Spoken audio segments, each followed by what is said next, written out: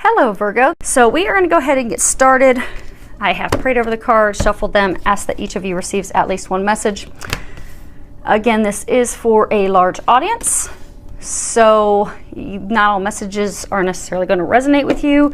I have had some clients ask me, come to me confused that, 2 or 3 of the messages resonated, but then I was confused by some others. It's because it's for a large number of people. So let's see what we have going on for you guys. So, wow. First card that we have is 4 of Gabriel. And if you can read the bottom of it, it says, time for a celebration. Abundant rewards for hard work. Release yourself from burdensome situations. So, I get that some of you are, looks like love is, this top row is supposed to be your general portion of the reading. The bottom row is supposed to be your love portion of the reading. But it looks like love has taken over a big chunk of your reading, which is good news because it appears that some of you are actually going to be getting married or getting engaged, or you're going to be moving things forward with the person that you're going to be marrying, being with long term. And for some of you, this is indicating that you've come to a culmination of a completion of a lot of changes. So I'm getting that a lot of you have been, you've really been putting it in the past few months. There's been a lot of changes which have made you somewhat guarded because there's just been so much that's been going on at once. But the angels are letting you know that now's the time for celebration. You've worked really, really hard. You've really been putting the work. You've undergone a lot of changes in the past few months. So now, you're entitled to some rest, some relaxation, some celebration, some you time, because you have successfully completed a lot of those changes. So now moving forward, this is a time of celebration for you, and it begins. So this is when you get to start having the fun that you deserve, that you've earned after making all those changes. And I do get for some of you, those changes are going to be bringing about like financial abundance. So for some of you, you're going to get a promotion at work, or you may be changing companies and be getting a substantial financial increase. Next card we have is Knight of Ariel, and the bottom of it says, there is so much to accomplish. Make a very detailed plan, being watched over by someone kind.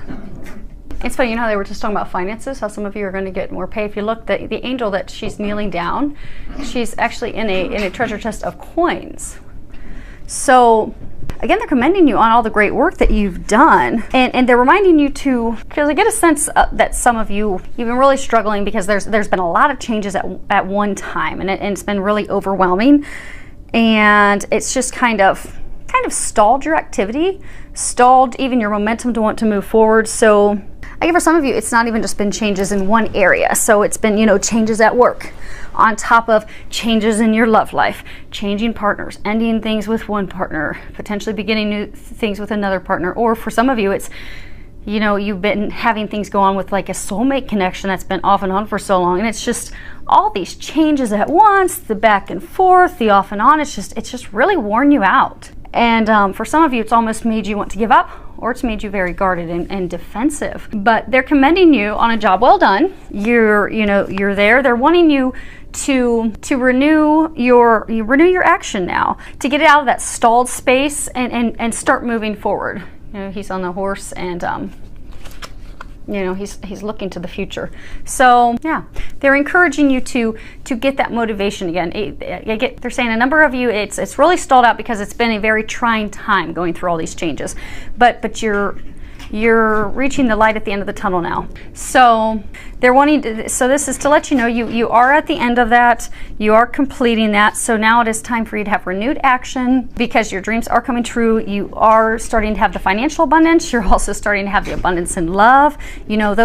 Those hopes and dreams that you've been having, that you've been working so hard for, are coming to fruition. So they're saying to not give up and to think big, because I get that some of you, it's just been so many things at one time. It's just really kind of beat you down and made you kind of just give up. But they're saying don't give up, and don't allow all these changes to make you think small, because what they're saying is a number of you have gone through so many changes that it's almost made you think that, okay, maybe my hopes and dreams aren't really going to happen. That's just too much. That's not in the cards for me.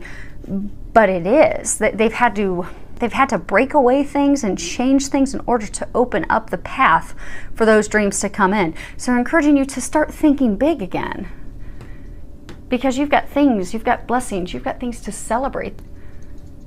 So it's time to have a renewed activity, renewed action, renewed motivation, renewed excitement, joy, and to start thinking big and have faith that those things are happening, because they are happening.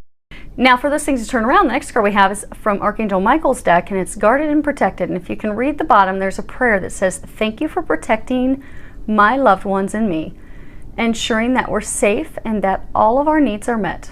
I now accept your help gratefully and gracefully, knowing that it's right for me and all others to accept heavenly assistance." So again, it's coming back to that, you know, you've been really, there's been so much at one time, so many things changing at one time. It's just really worn you down, it's beat you down, because you're going through major life changes right now, and it's left you feeling vulnerable. It's left you feeling stuck, immobilized, and this is just reminding you that you are being watched over. And it's okay for you to let down those defenses, because some of you have put up defenses at work. Some of you have put up defenses with your loved ones. Some of you have put up defenses with a new potential love that is a long-term love interest of yours. For some of you, it's going to be the person that you're going to end up marrying. So they brought you this far. They're saying they brought you this far. They said that you have weathered the storm. You have made it through everything. You're coming out in the sunshine now. It's time to put your sword down, because having that sword up and having your defenses up are going to keep these amazing blessings from coming in. And that's all you need to do. It's very good reading, because there's nothing saying that you still have healing to do. They're not saying you have to healing or anything that you have to do. They're saying it's time for you to celebrate. It's time for you to remember that you are worthy of those hopes and dreams. Don't allow the storm that you have recently weathered to kind of dim your candle, dim your hopes. Because you're there, you have arrived. So it's time to put down the sword, think big, know you're worthy, and know those things are coming in. Now, for the love row, beginning with this card, even though it stepped in on your general, which is good stuff, your first card is true love. And if you can read the bottom, it says, "This is the romance of a lifetime." So this is just validating for you that for those of you that have this love interest where you're like, oh my gosh, this is too good to be true. And for some of you, that's the work that you've been putting in, because oftentimes when it comes to divine relationships, be it with soulmates, twin flames, it's a rocky, bumpy road.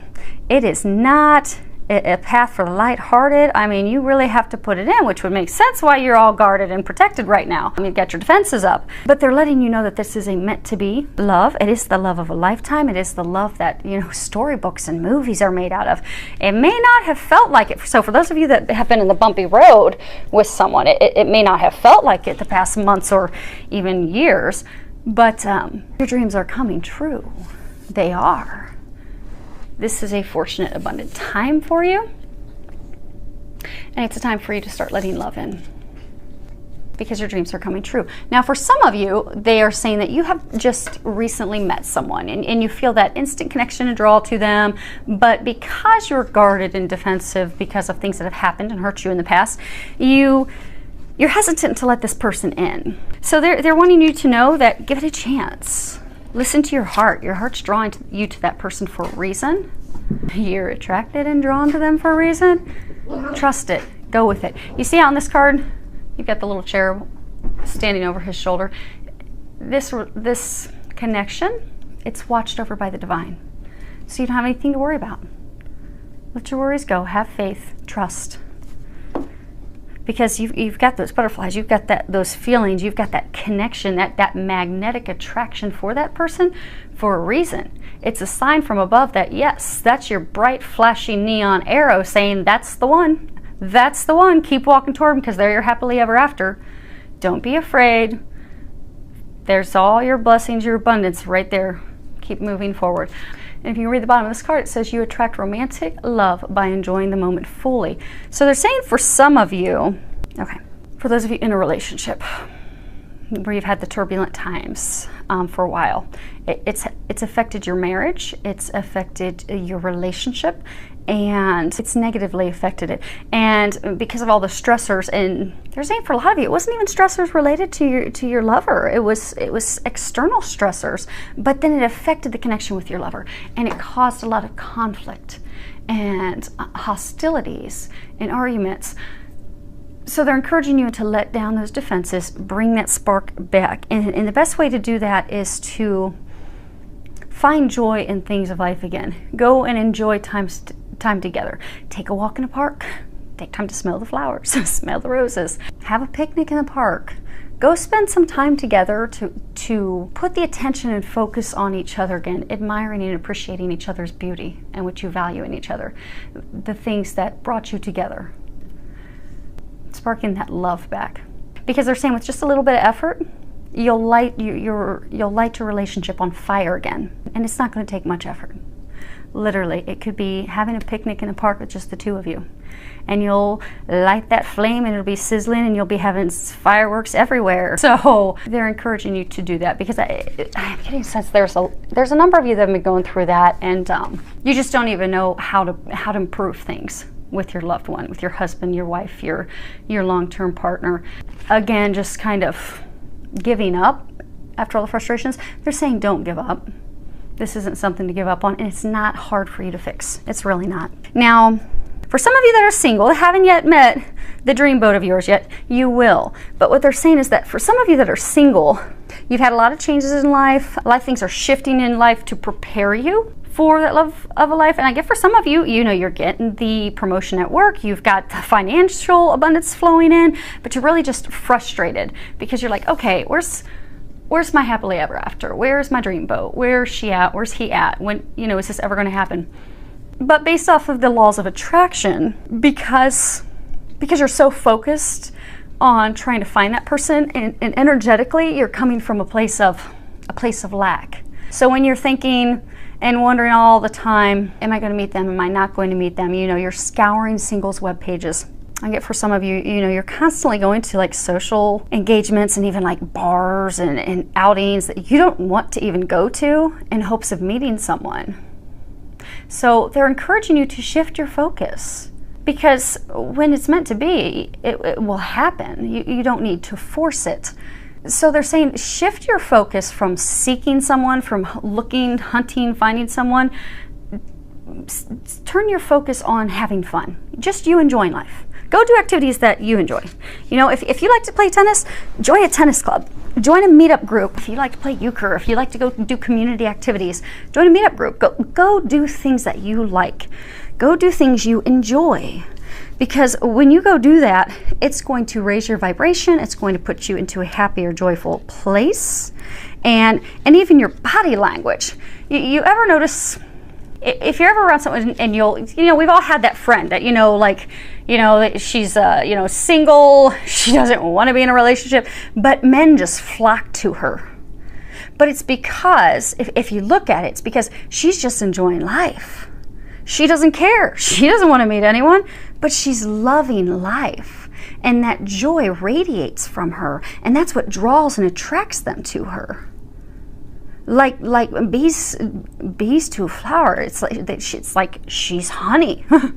But it's because of that joy, that happiness that's just radiating. Because when you do what you love and you enjoy what you're doing, the right person's going to come to you, and they're going to flock to you like bees on honey, because you're at that vibration.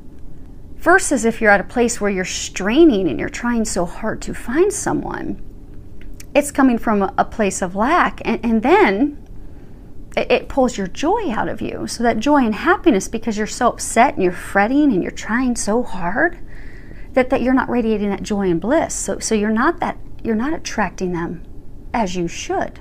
So what they're encouraging you to do is to shift your focus, shift your perspective, focus on you, have fun, go out, play outdoors, plant those seeds, focus on the things you love. And he will come, she will come, you will attract them. Okay, so they're saying for me to share another example with you. Okay, so have you ever noticed a couple, husband and wife, they're trying for years to conceive, and they're so upset, and they're upset with God. And, you know, we've never wanted anything more than to have a baby, Lord. Why can't you give us a baby? That's all we want. And they try, and it just doesn't happen. It just doesn't happen. And they even try in vitro, and that doesn't happen. And nothing's happening. They're just not getting this baby, this child, this blessing that they prayed for and wanted so hard. And it gets to the point for some of them, as I've had a number of friends in this situation, and it's heartbreaking because that's what they want more than anything, is to be parents and share the love that they have with a baby, with their child. And yet at every turn it just doesn't work out. But at some point it also begins to pull their joy in life out of them. And for some of them, they start to, you know, argue because, you know, like the case where people were married and the stress outside of the marriage and relationship becomes too much. It overwhelms the marriage, and then you find yourselves bickering. So they will find themselves bickering and not getting along because their hearts are breaking because what they want so badly is not coming to fruition. And then when God blesses them with a child through adoption, they'll adopt a child, and then a number of them will then just get pregnant naturally with a baby at the same time. And that's because they've energetically shifted. So, you know, they go through this stressful time where they want to become parents, they want to have a baby, they want to conceive it, and every time it just doesn't happen, which drops and sucks their happiness, their joy, their bliss out of them to where they have nothing else to give. They don't have, it's like the ability to create. We create from a place of joy, a place of happiness. But because they're so focused on that, and they lose the joy and the happiness in other things, it still eludes them. Then they get blessed with a child they're going to adopt. Their happiness, they're joyful, they're excited, and then bam, without any assistance from doctors, they'll conceive because they're back to a happy place, a joyful place. And that's where, you know, creation happens. That's where the magic happens.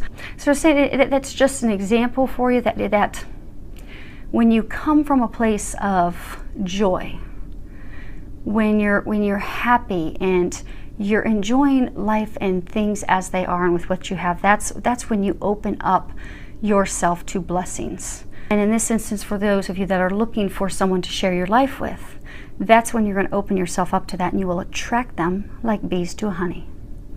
So, and the last card we have is spiritual connection. This relationship has a connection that goes beyond this lifetime. This is remarkable because I get a sense for those of you that haven't met someone yet, the person that you are going to be meeting is going to be a soulmate connection. This is more confirmation for those of you that have been in this bit of trying relationship with the back and forth, that it is a soulmate, it is a divine connection. For some of you, it's a twin flame connection. And for some of you that, you know, you've got this person, you're afraid to move forward with them, don't want to be hurt like you've been hurt before, move forward. It's a sure bet. It's a sure thing. And it's being watched over. So this is a very magic for you. I would love to hear back from any of you, any feedback that you'd like to put below. It's filled with a lot of love, joy, and blessings.